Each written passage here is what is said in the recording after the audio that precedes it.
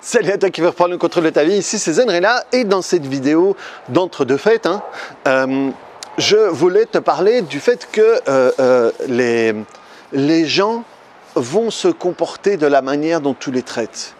Et tu vas voir chez les gens des comportements qui seront en accord par rapport à la manière dont tu les as gardés à l'intérieur de toi, la manière dont tu les as esclavés à l'intérieur de toi.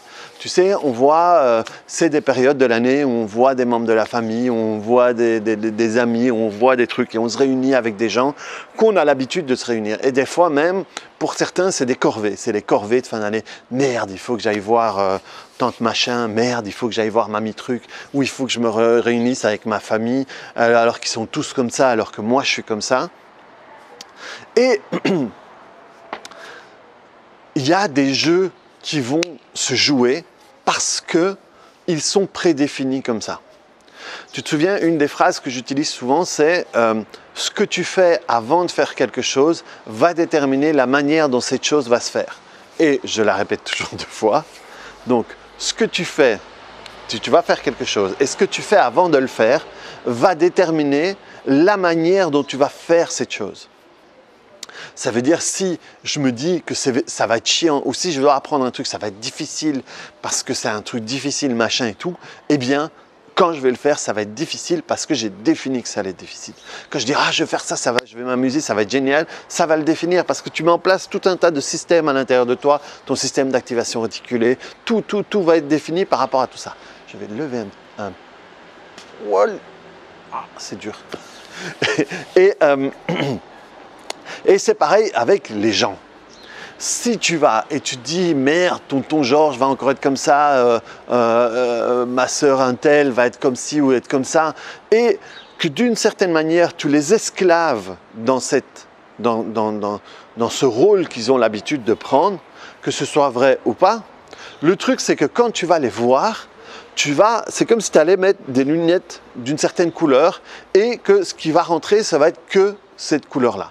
Ça veut dire que si tu t'attends à ce qu'elle ait des remarques désobligeantes, il y a un petit enfant qui se demande ce qui se passe, si tu t'attends à ce qu'elle fasse des remarques désobligeantes, eh bien cette personne-là va pouvoir faire, je ne sais pas moi, 10 remarques, elle va pouvoir faire 10 remarques, eh bien s'il y en a, je ne sais pas moi, 5 qui sont neutres, 3 qui sont chouettes et 2 qui sont désobligeantes, eh bien tu ne vas voir et tu vas mettre ton attention que sur les 2 désobligeantes. Pourquoi? Parce que c'est celle qui correspond à ce que tu as prédéfini à l'intérieur de toi. Donc, quand tu vas esclaver les gens, quand tu dis celui-là c'est un manipulateur, celui-là c'est un méchant, celui-là c'est un gentil, celui-là c'est un soumis, celui-là c'est un truc, celui-là c'est un ça, eh bien le problème c'est que tu figes les deux. Tu figes l'autre et tu te figes toi. Ça veut dire que si tu le figes dans le méchant ou dans celui qui va toujours attaquer, toi tu te figes dans celui qui est toujours attaqué. Donc tu figes cette relation, elle ne peut pas changer parce que tu es toujours comme ça. Tandis si toi tu lâches ça et tu te libères de la position de l'autre et de ta position là-dedans, eh bien tu offres l'opportunité à cette relation qu'elle soit différente. Qu'elle soit différente dans toi, vu que tu ne peux au départ que t'occuper de ta partie. Mais quand tu fais ça, c'est marrant parce qu'il y a plein de choses qui arrivent. Ou l'autre continue à être pareil, mais toi tu t'en fous. Donc ça change la relation. Ou le fait que toi tu sois différent, tout d'un coup, tu dis « Mais qu'est-ce qui s'est passé? On a mis de la drogue dans son verre ou quoi? Il a été sympa toute la soirée, on a rigolé, il a même dit des trucs intéressants et il s'est intéressé à ce que je fais alors qu'il n'en a jamais rien eu à foutre. » C'est parce qu'à partir du moment où tu casses ça, tu ouvres la possibilité à ce que la relation soit différente. Et donc c'est super important de pouvoir faire ça pour que tu puisses passer des soirées différentes de ce que tu as l'habitude qu'elles soient. Tu sais, il y a des études qui ont été faites qui sont toujours, je trouve toujours un peu limite, parce que c'est quand même toujours jouer avec la vie et le système de croyances des personnes, mais soit elles sont là et d'une certaine manière, ça nous permet, nous, de comprendre un peu mieux comment ça se passe. Il y a eu des études qui ont été faites un peu partout, aux États-Unis et dans d'autres endroits, où ils ont pris un groupe d'enfants et ils leur ont fait faire des tests.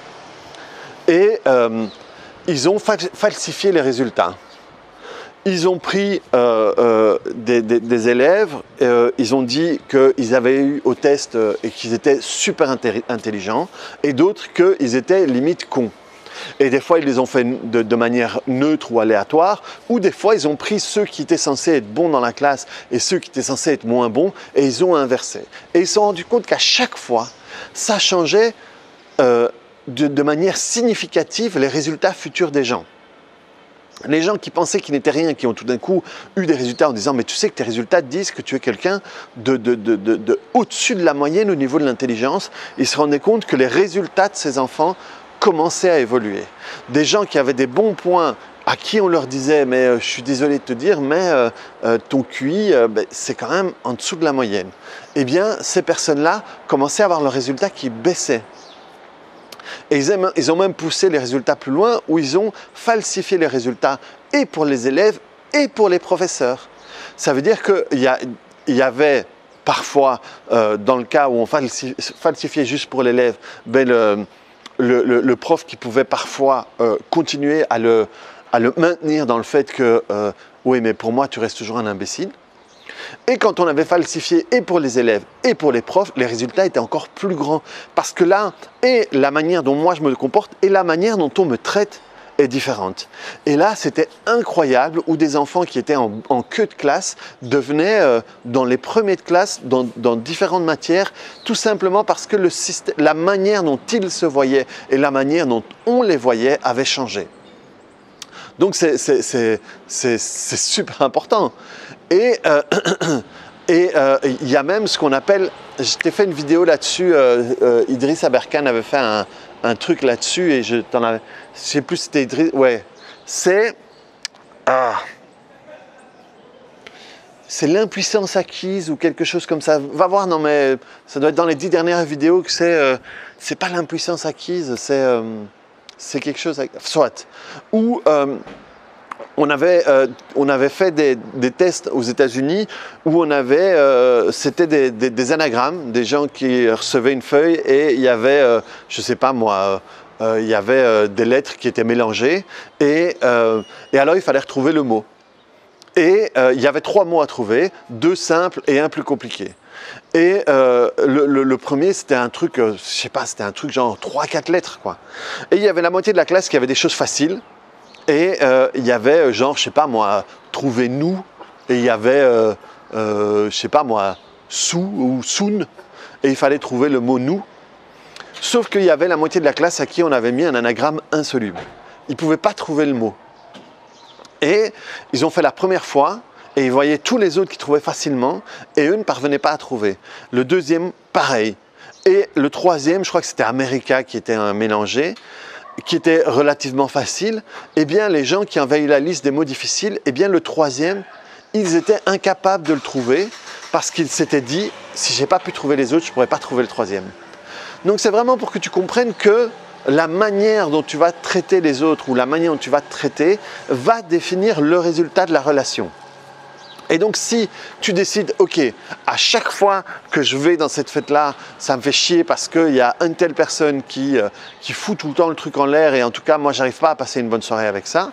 Si tu peux travailler là-dessus, ça veut dire que par exemple, si tu sais faire du tapping, fais-le. Si tu sais pas, tu prends la vidéo 144 et tu te mets dans une situation, ok, je mets dans la situation l'année dernière où il a commencé à dire des trucs qui m'ont énervé et moi… Et tu te mets dans cette situation et tu te mets derrière tes yeux. Au pire moment, tu sens ce que tu sentais, tu vois ce que tu voyais et tu entends ce que tu entendais. Et tu tapotes, avec la vidéo 144 par exemple, tu tapotes jusqu'au moment où tu sens plus rien. Et tu reviens et tu essayes et ensuite tu tapotes sur ce qu'il dit jusqu'au moment où ils ne le disent plus. Et ensuite tu tapotes sur les expressions par exemple. Et tu tapotes. Et bref, tu vas voir que quand tu vas arriver, tu auras changé complètement ça. Et si tu vas changer complètement ça, tu vas changer ta manière de réagir par rapport à lui et même peut-être lui va avoir changé la manière dont il va se comporter avec toi. Bref, tu reprends le contrôle de ta vie par rapport à tout ça. Et que l'autre change ou pas n'est pas important. Ce qui est important, c'est que toi, tu puisses te démontrer que tu as le choix. Tu as le choix dans les manières de te comporter, même si c'est un truc qui est fixe depuis des années. C'est vraiment une manière de te libérer d'un ancien carcan, d'un ancien modèle pour pouvoir en créer un nouveau. Donc voilà, ça c'est vraiment un exercice que je t'invite à faire ici dans les fêtes, dans les moments où on va trouver différents trucs qu'on a l'habitude de trouver qui sont chiants. Et alors, je t'invite vraiment, parce que ça me ferait vraiment plaisir, que tu mettes en commentaire, tu mettes tes tests, tu mettes tes essais, tu mettes ce qui a été dur ou pas, et comment ça a été après, comment sont passées tes fêtes et tout après. Donc voilà, reprends le contrôle de ta vie pendant ces 2 fêtes et clique sur le bouton j'aime et n'hésite pas à me commenter tout ça pour voir si ça t'intéresse, si c'est un test que tu veux faire et on se retrouve dans d'autres vidéos. Allez, salut!